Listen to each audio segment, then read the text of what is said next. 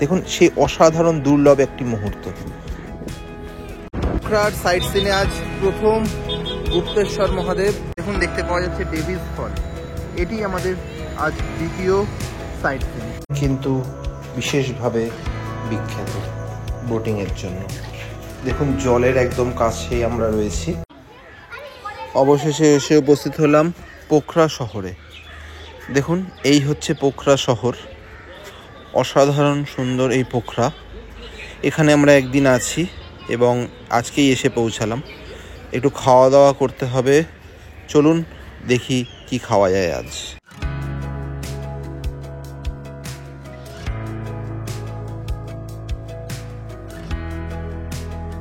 Driver সাহেব আমাদের, যেহেতু আমাদের ট্যুর গাইড বা প্ল্যান পুরোটাই কম বাজেটে কী করে করা যায়, তাই জন্য ড্রাইভার সাহেব আমাদের দেখিয়ে দিয়েছেন হোটেল অন্নপূর্ণা। চলুন দেখিয়ে দিই আপনাদের। হাতের পোখরা শহর দেখুন অনেকটা থামেল মার্কেটের মতন।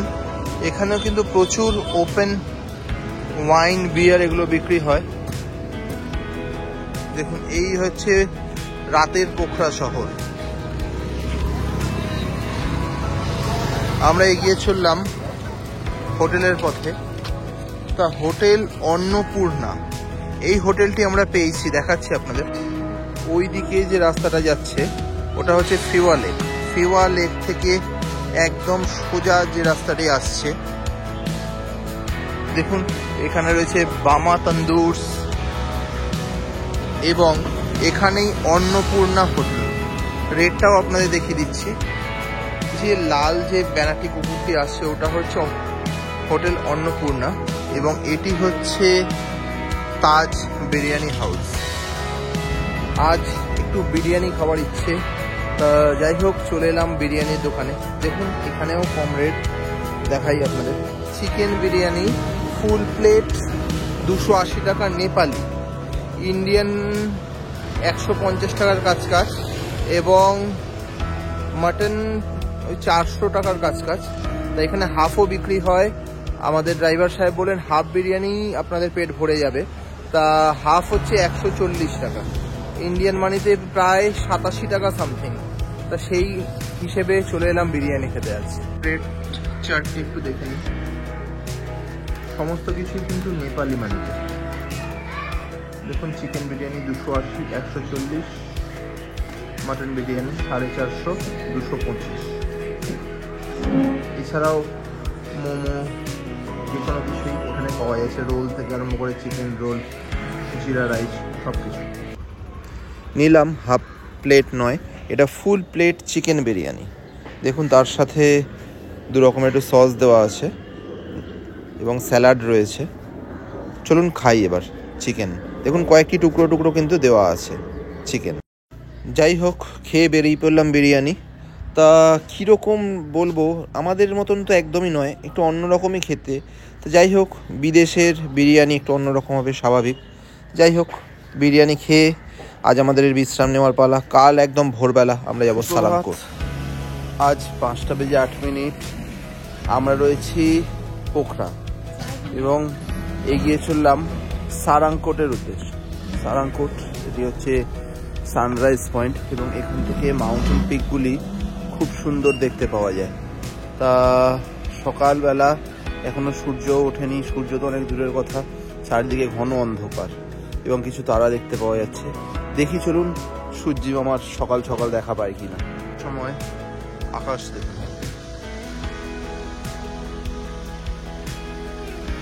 এই হচ্ছে 5টার আকাশ। অন্ধকারে গাড়ি থেকে নেমে একটু হাঁটতে হবে। এই হচ্ছে একটি হোটেল রয়েছে, এটাই হচ্ছে সানরাইজ ভিউ পয়েন্ট। এই হচ্ছে হোটেল এবং চারিদিকে ভিউ রয়েছে।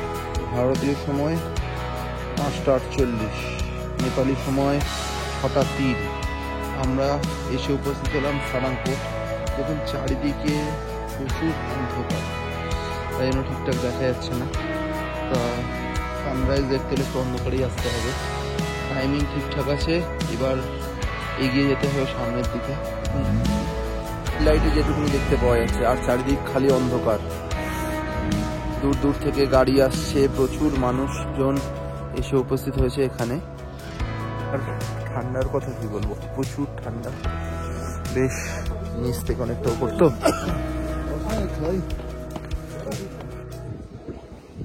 উঠে পড়লাম একদম হোটেলের ছাদে, টপ ছাদে, এবং সেখান থেকেই দেখব সানরাইজ। এখনকার সকালের আকাশটি লক্ষ্য করুন, এবার আস্তে আস্তে সূর্যদেব উঠবেন।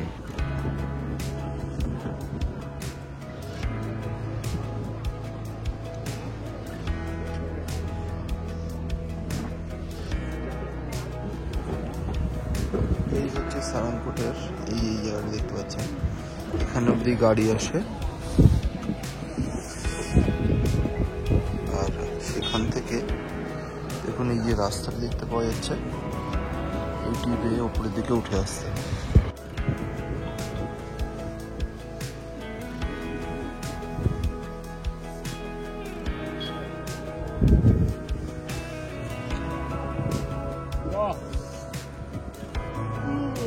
Good morning India.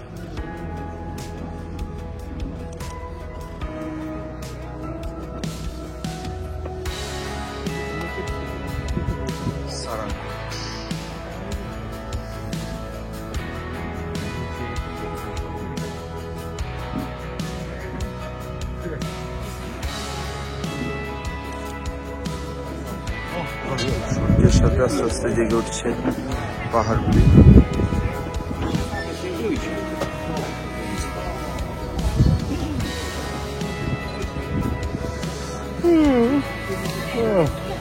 ভারতীয় সময় 6:09, এখনো এই হচ্ছে সারাংকোট আকাশ।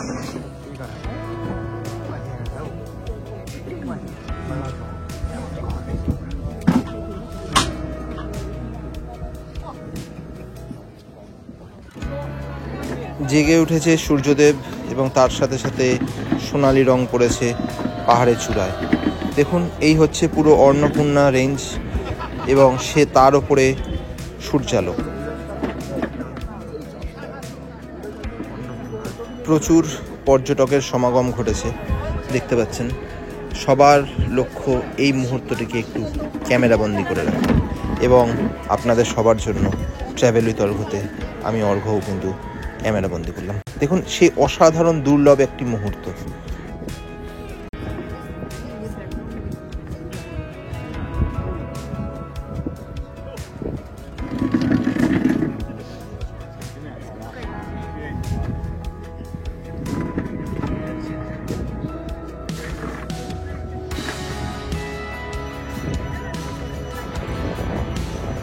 অন্নপূর্ণা, নিচে পোখরা শহর।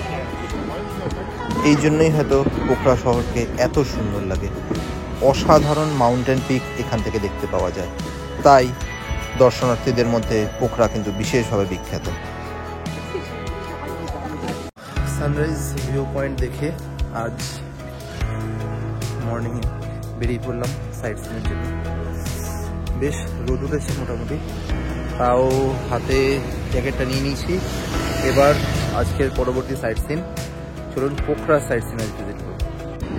সকালে সারাংকোট দর্শন করে একটু বিরতি নিয়ে এবার বেরিয়ে পড়লাম পোখরা সাইট সিন। আজকের প্রথম গন্তব্য গুপ্তেশ্বর মহাদেবের গুহা। চলুন সে পথে এগিয়ে আস্তে আস্তে।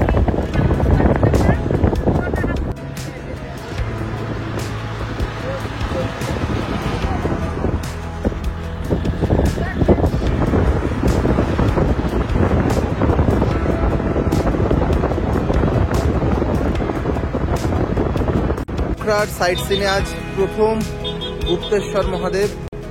সেই গুপ্তেশ্বর মহাদেবের সামনে আমরা এসে উপস্থিত হলাম। স্টেশন আমাদের হোটেল থেকে খুব বেশি দূরে না, একদম কাছেই ছিল। মিনিট 5-10 গাড়িতেই আমরা এসে পৌঁছালাম গুপ্তেশ্বর মহাদেব। চলুন গুপ্তেশ্বর মহাদেব দর্শন করে আসি। এই হচ্ছে গুপ্তেশ্বর মহাদেবের প্রবেশদ্বার। এগিয়ে চললাম গুপ্তেশ্বর মহাদেবের দিকে।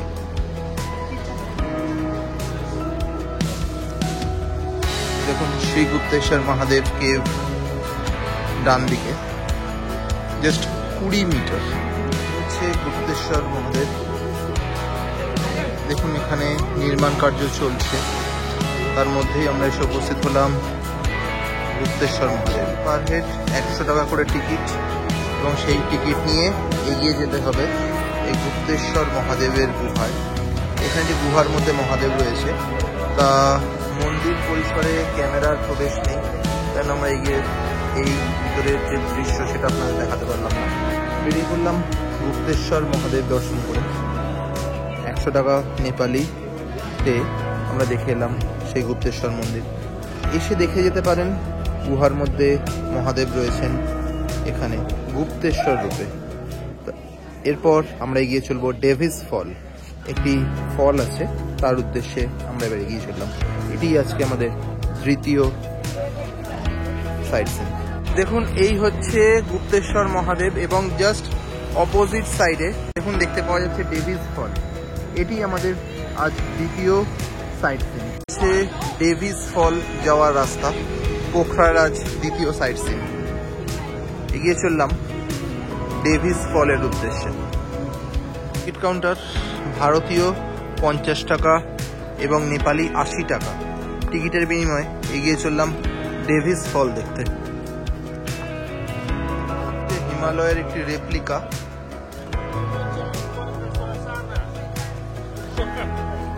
এবং লর্ড বুদ্ধা।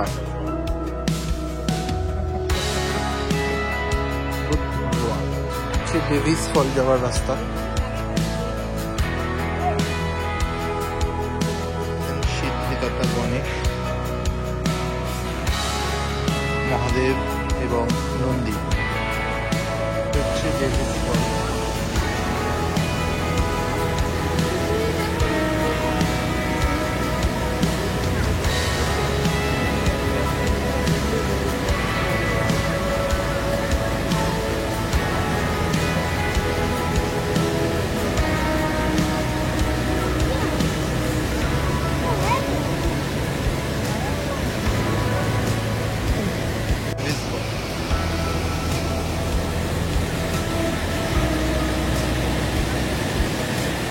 দেখলাম ডেভিস ফল 50 টাকা ভারতীয় এবং 80 টাকা নেপালি, কিন্তু টাকাটা বড় কথা নয়। মেন কথা হচ্ছে খুব একটা ভালো কিছু ভিতরে দেখতে পেলাম না। জাস্ট একটা নর্মাল জলের ঝর্ণাও ঠিক বলা যায় না, একটা জায়গা দিয়ে জল প্রবাহিত হচ্ছে, একটু আওয়াজ হচ্ছে। এর জন্য আপনারা পোখরা সাইড সিনে ডেভিস ফলকে অফও করতে পারেন। ডেভিস ফল দর্শন করে একটু খাওয়া দাওয়ার পর এবার এগিয়ে চললাম আমরা পরবর্তী লক্ষ্যে ফেওয়া লেক। একটু বোটিং করবার ইচ্ছা আছে, চলুন দেখি ফেওয়া লেক। আর নেপালে দেখুন সব সময় কিন্তু পাহাড়ের শৃঙ্গ যে কোনো জায়গার রাস্তা থেকেই কিন্তু দেখতে পাওয়া যাচ্ছে, এখানেও তার অন্যথা হয়নি।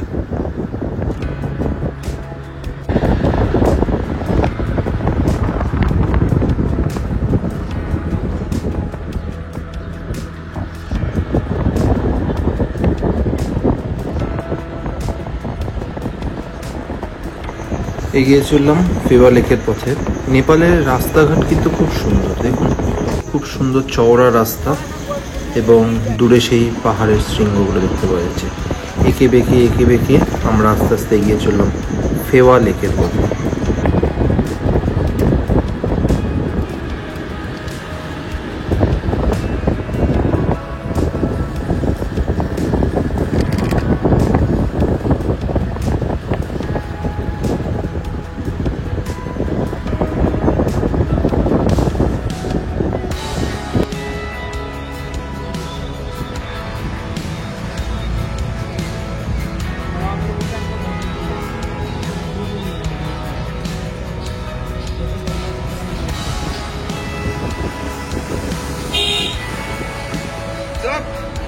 খাওয়া দাওয়া শেষ হয়ে গেল। খাওয়া দাওয়ার পরে আজ আমরা চলে এলাম তৃতীয় পয়েন্ট ফেওয়া লেক। এখানে একটু বোটিং করবার ইচ্ছা আছে, তা এটা খুব ভালো জায়গা বোটিংয়ের জন্য শুনেছি। তো চলুন একটু দেখে নিই, তার আগে আপনাদের একটু রেটটা দেখি।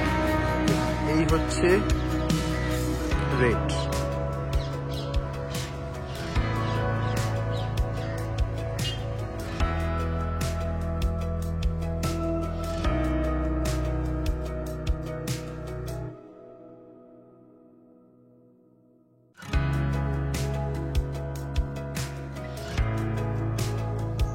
1 ঘন্টার জন্য বোটিং করা হবে এবং নেওয়া হলো সাথে ড্রাইভার। এই সহযোগে আমরা ভাসতে শুরু করলাম ফেওয়া লেকের ওপর। দেখুন পাশেও একটি সুন্দর নৌকা যাচ্ছে এবং চারপাশে দেখুন পাহাড়ের অসাধারণ সুন্দর সৌন্দর্য। দূরে সেই বরফের পাহাড় এবং চারিদিকে সবুজ পাহাড়, আর তার মাঝেই ভেসে চলেছে ফেওয়া লেকের নৌকা।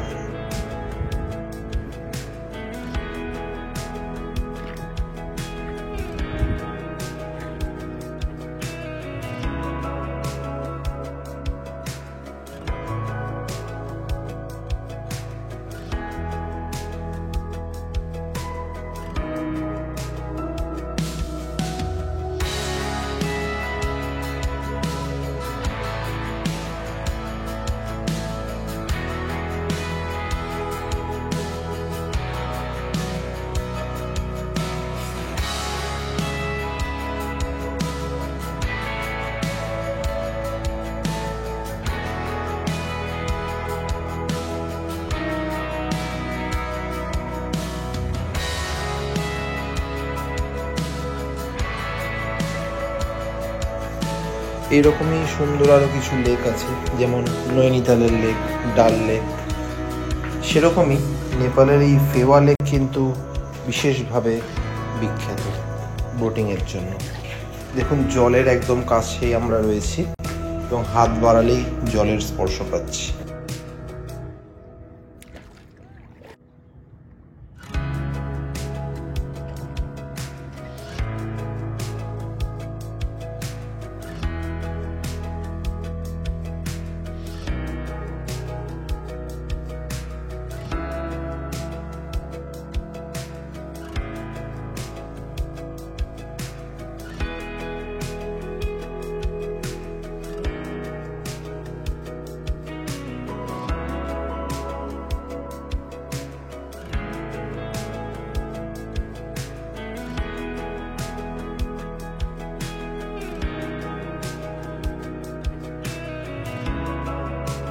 এই সুন্দর ফেওয়া লেকে ভাসতে আজই কিন্তু আমাদের পোখরায় শেষ দিন। কাল আমরা এক নতুন জায়গায় যাব, সেটি একটি অফবেট স্পেস। খুব বেশি লোক যে নেপালে ওখানে যায় তা নয়, কিন্তু নেপালের অন্যতম গর্ব সেটা হচ্ছে লুম্বিনী। হ্যাঁ, গৌতম বুদ্ধ তার জন্মস্থান, সেটাও আমরা এবার দর্শন করব এই নেপাল পর্বে। খুব শিগগিরই আসছে সেই পর্বে, দেখতে থাকবেন।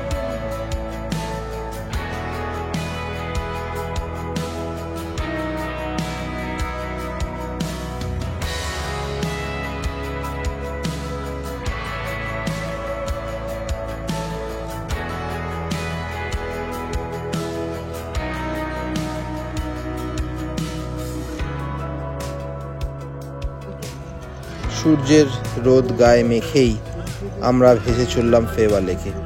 আপনারাও এখানে আসতে পারেন এবং বলবো যদি পোখরায় থাকেন অবশ্যই ফেওয়া লেকে 1 ঘন্টা হলেও একটু বোটিংটা করবেন।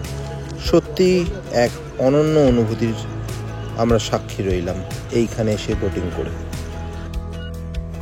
লেকের ধারে সুন্দর ফুল ফুটে রয়েছে।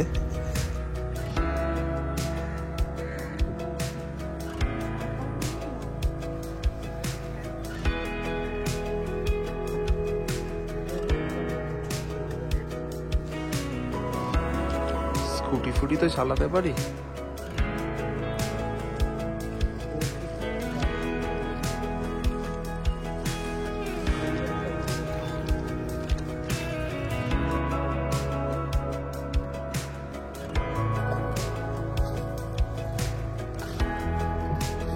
তো ফেওয়া লেকে এসে উঠে পড়লাম বোটের ওপরে। লাইফ জ্যাকেট পরে আমরা আছি ফেওয়া লেকের বোটে। এখানে 900 টাকায় 4 জন, 1 ঘন্টা ঘোরায় উইথ ড্রাইভার, আর উইদাউট ড্রাইভার হলে 780 টাকা। একটা চার্ট আছে, সেটা আমি দিয়ে দেবো, একটু দেখে নেবেন। হয়ে গেল ফেওয়া লেক। আমরা এগিয়ে চললাম পরবর্তী বোটিং করে উঠে পড়লাম। তা আপনাদের একটা কথা জানিয়ে রাখি যে আপনারা এখানে আসবেন, এসে বোটিং করতে পারেন, খুব সুন্দর, ভালো লাগে। ঘন্টাখানেকের জন্য দেখুন আসছেন, অনেক টাকাই খরচা হয়। এখানে 900 নেপালিতে উইথ ড্রাইভার 1 ঘন্টা ঘুরিয়ে দিচ্ছে, ভালো। এছাড়াও বা এখানে পাশাপাশি অনেক এরকম বোট ছাড়ে এরকম জায়গা রয়েছে যারা বোট ভাড়া দেয়, তা সেখানে আপনারা একটু দেখে নিয়ে যে রেট কিন্তু চেঞ্জ হচ্ছে, এক এক জায়গায় রেট হাই, এক এক জায়গায় রেট কম। সেই রকমই আমি একটা কম রেট দেখেই গেলাম, কিন্তু দেখুন আজ একরকম রেট থাকে, কালকে আবার অন্যরকম রেট হয়ে যেতে পারে। তাই জন্য আপনারা এসে অবশ্যই 2-4টে জায়গা ঘুরে তবে বোটে উঠবেন। নেপালে কাঠমান্ডুর মার্কেট আমরা দেখেছিলাম, আজ চলে এলাম থামেল মার্কেটে। দেখি তো কোনটাতে একটু সস্তা করে পাওয়া যায় বিভিন্ন জিনিসপত্র। থামেল কিন্তু যেরকম ছিল এখানে কিন্তু পোখরার মার্কেটও কোনো অংশে কম নয়। চলুন একটু দেখে নিই পোখরার মার্কেট।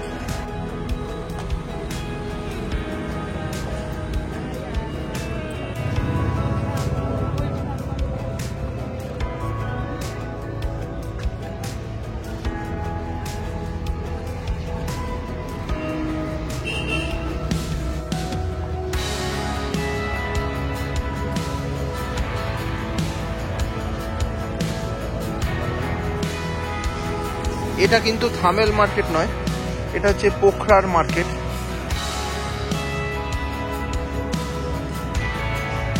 এখানেই দেখতে পেলাম প্রথম স্ট্রিট সিঙ্গার, রাস্তার মধ্যে গিটার নিয়ে নিজেরাই গান গেয়ে চলেছেন। এবং এখানকার বাসগুলি লক্ষ্য করুন, এগুলি হচ্ছে tourist bus.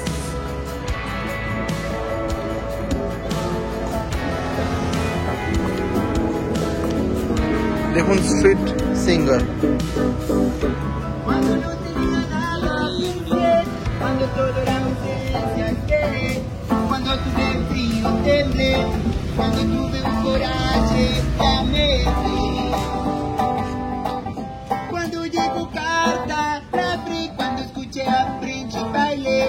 Cuando el loco brilló entendí, cuando me crecieron alas